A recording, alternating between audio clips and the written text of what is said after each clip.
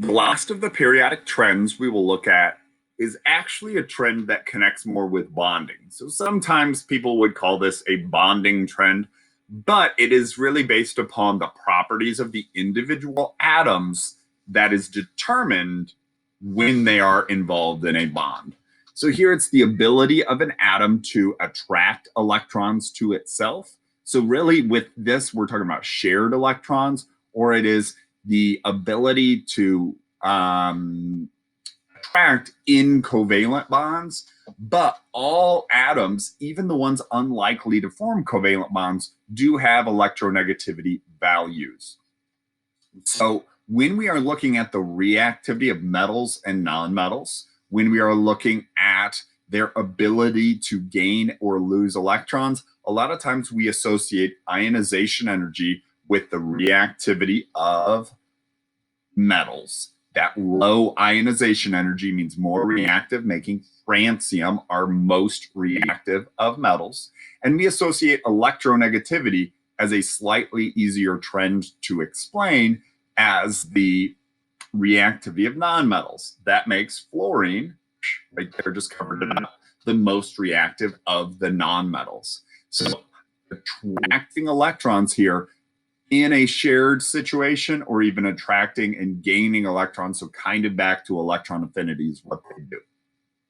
So this trend just builds right on the other ones. Left to right, same shielding, more Zeff, means that they are better at pulling electrons in or attracting them in.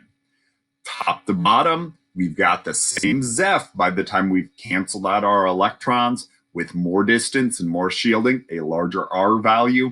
So even though there may be a lot of protons, they are so far from any new shared electrons, they can't pull them in as well as some others. The first few noble gases, helium and neon, are so likely to share electrons, they have no value for electronegativity.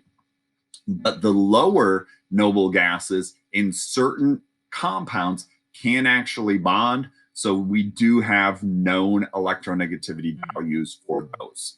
But each of these trends is all based upon those same two ideas per pattern. What happens to Zeff? How much positive charge do I have? More or less, or the same.